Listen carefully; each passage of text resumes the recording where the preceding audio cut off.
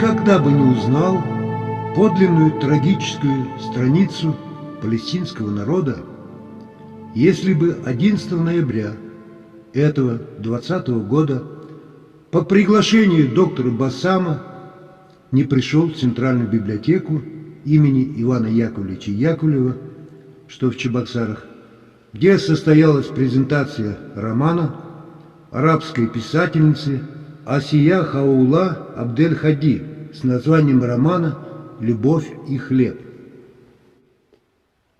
Таким образом, действие романа «Любовь и хлеб» знаменитой палестинской писательницы разворачивается на фоне Накбы, трагедии палестинского народа, изгнанного со своей родины в 1948 году в результате создания государства Израиля.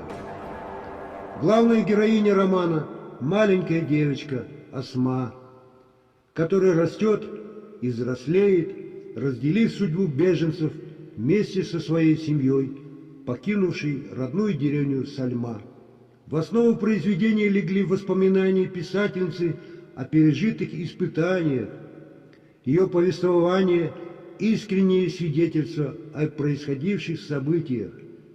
То жестокое время оставило рану в ее душе и сделало особенно бесценным счастье иметь любящую семью и счастье просто жить.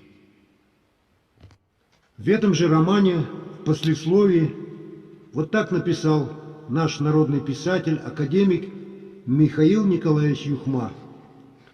Роман Асии Хаулы Абдель-Хади – это как бы предупреждение всему человечеству. Живите в дружбе и согласии, не допускайте того, что случилось с палестинским народом в 1948 году. Читая роман «Мемуар. Любовь и хлеб», хочется пожелать терпеливому, мудрому палестинскому народу счастья, благополучия, пожелать, чтобы сбылись его вековые мечты, чтобы в мире и согласии со всеми могли жить они на своей родине, Палестине.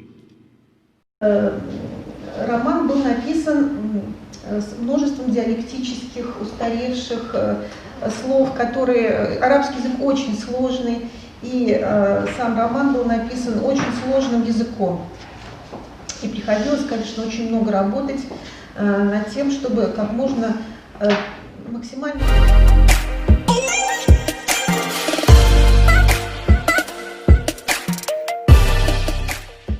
На территории Палестины очень многие археологические раскопки используются для оправдания политики колониальной, то есть политики заселения этих земель израильскими поселенцами. Дома, которые находятся за моей спиной, это преимущественно палестинские дома.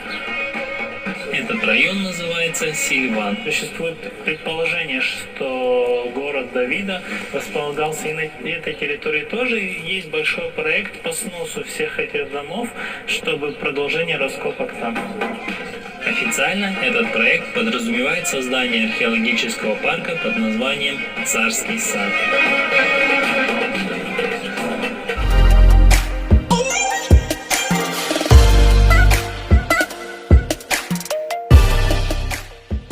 Сионизм, циянут, от названия горы Сион возникает политическое движение, целью которого является объединение и возрождение еврейского народа на его исторической родине, в Израиле, Эрец Израиль, а также идеологическая концепция, на которой это движение основывается.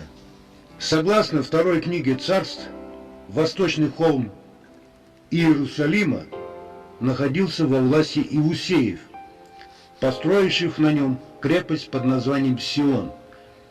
В X веке до нашей эры, после завоевания крепости царем Давидом, Сион получил еще одно название – Ир-Давид. В скалах Сиона были гробницы Давида и других царей Соломона и его потомков. Гора Сион на иврите – Хар-Цион, на арабском Джабар-Сахьюн. Это теперь южная часть западного холма Иерусалима, находящаяся вне стен старого города. Сионистское движение в сионизме имела несколько целей.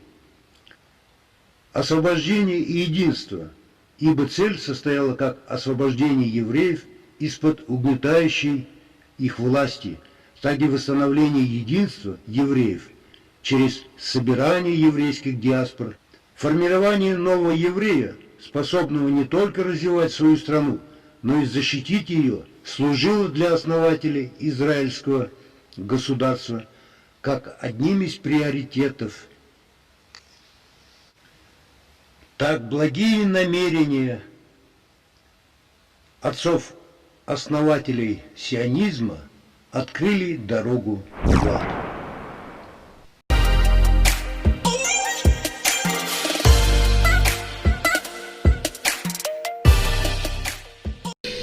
Свои навыки террориста Арафат приобретает во время Суэцкого кризиса. В боях на Синае против израильтян он командует отрядом подрывников. Арафат минирует мосты, объекты транспорта и связи, чтобы ими не воспользовался противник. После войны в 1957 году Арафат оканчивает Каирский университет и переезжает в Кувейт. Там он занимается строительным бизнесом. При поддержке палестинской общины дела у начинающего предпринимателя идут в гору. В те годы я не был миллионером, но я был богат. Ясер Арафат. Окажись на месте палестинского лидера кто-то другой, он бы мигом позабыл свои юношеские идеалы и с головой ушел бы в прибыльный бизнес. Но его истинное призвание – палестинская революция. Он со своими близкими товарищами организовал движение «Фатх». Это движение началось в 1959 году, и он руководил с самого начала этой организацией, которая воплощает в себе все права палестинского народа и его стремление к осуществлению своих законных прав, и защиту своих прав, и защиту палестинцев в других странах. В новогоднюю ночь 1965 года Фатх совершает попытку первой диверсии на территории Израиля. Фидейны, палестинские боевики, пытаются взорвать акведук, который снабжает пресной водой половину Израиля. Диверсия предотвращена, но с нее начинается отсчет вооруженной борьбы палестинцев за создание своего государства. Фатх сумел зарекомендовать себя как активная сила, которая готова бороться с Израилем. Благодаря этому быстро выросла популярность Арафата. Наши дни. Май 2019 года. Израиль в нарушении всех международных норм наносит ракетные удары по Сирии. Башар Асад и Россия решительно протестуют против этих действий. Но премьер-министр Израиля Биньямин Нетаньяху заявляет, его страна не нападает, а обороняется. Наша политика проста. Мы не потерпим никакую агрессию, направленную против нас. Превентивные удары – привычная тактика Израиля. 52 года назад он точно так же без предупреждения атаковал не только Сирию, но и Египет, и Иорданию. Эта агрессия вошла в историю как шестидневная война. Израиль наносит молниеносные удары по соседним странам. За 6 дней арабские армии полностью разгромлены. Израильтяне захватывают Голландские высоты, Синайский полуостров, сектор Газа и западный берег реки Иордан. Более 400 тысяч палестинцев, лишившись крова, спасаются бегством. Шестидневная война, она имела очень серьезные последствия именно в плане международно-правовом для решения этого конфликта, потому что была принята резолюция Совета Безопасности номер 242, которая требовала от Израиля освобождения оккупированных территорий. Именно поэтому до сих пор все палестинские территории считаются именно оккупированными. Во главе 500 палестинских партизан Арафат сражается с израильтянами на сирийской территории. Но, видя повальное бегство правительственной армии Сирии, вынужден отступить. Казалось бы, мечты о собственном государстве для палестинцев канули в лету. Но... Почему в наши дни даже после смерти Арафата в Палестине льется кровь? Есть 5 ключевых вопросов, без решения которых мир просто невозможен.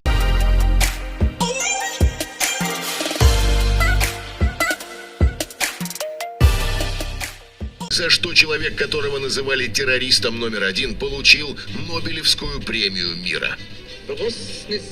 Я пришел к вам с оливковой ветвью в одной руке и оружием борца за свободу в другой.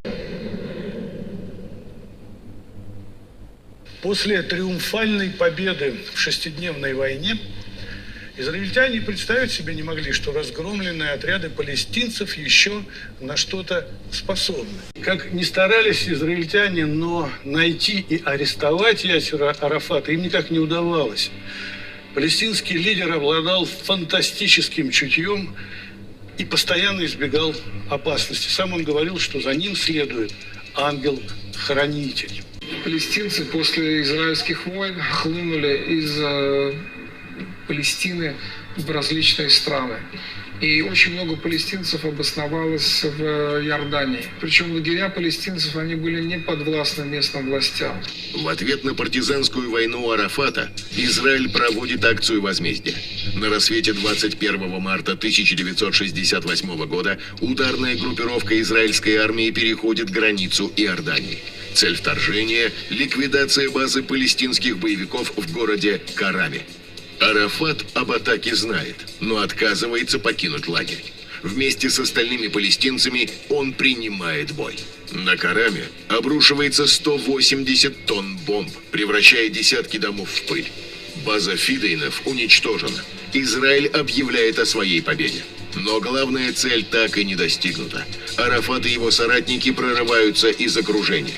Израильтяне отступают, бросив на поле боя тела своих солдат. Палестинцы победили израильскую армию, и они взяли у них и стрелковое оружие, и танки. И эти танки и стрелковое оружие были на виду, что называется. Их специально демонстрировали народу Иордании. Караме, название которого на арабском значит «честь», становится символом стойкости палестинцев. Об Арафате узнает весь мир. Журнал «Тайм» называет его «человеком года». Ясер становится главой Организации освобождения Палестины. Но главное, битва при Караме открывает ему двери в Кремль. Я приехал в Советский Союз в 1968 году. Именно с этого времени Ясер Арафат и получил поддержку. И начались близкие контакты с СССР. Но успех Арафата сыграет с ним дурную шутку.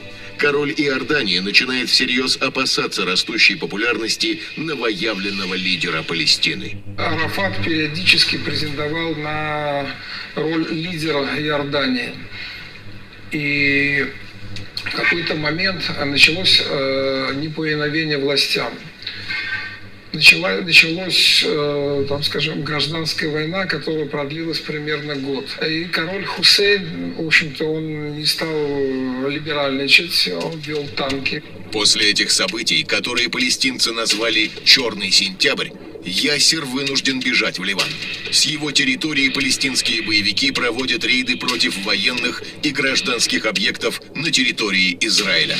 В наши дни Ливан по-прежнему является плацдармом для боевиков. Только уже не Фатха, а Хизбаллы. В декабре 2018 года Израиль провел операцию «Северный щит», в ходе которой были уничтожены туннели для тайной переброски террористов на территорию еврейского государства. Главным последствием «Черного сентября» было то, что многие палестинские группировки начали прибегать уже к актам открытого террора. Вот это тоже важно. Это некий такой водораздел.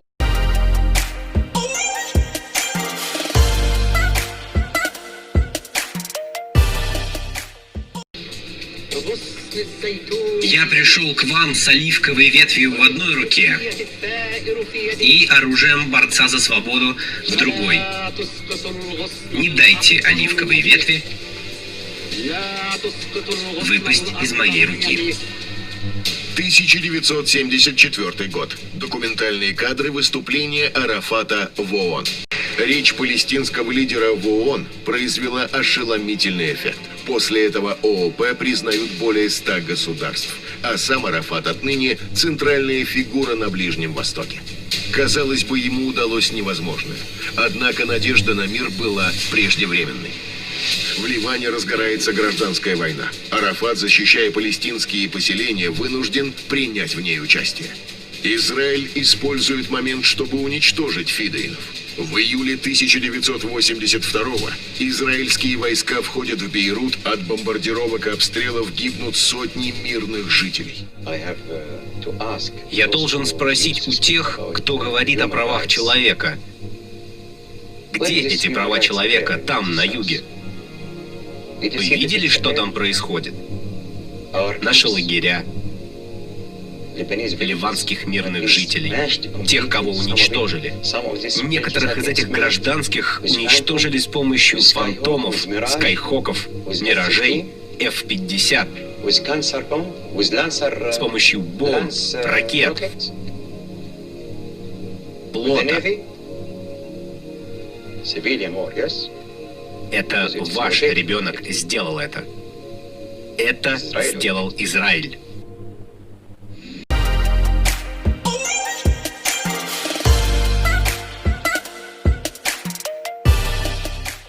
Эта трагическая история для палестинского народа началась не сегодня, не вчера, а задолго до нашего рождения. И этой борьбе нет конца и края.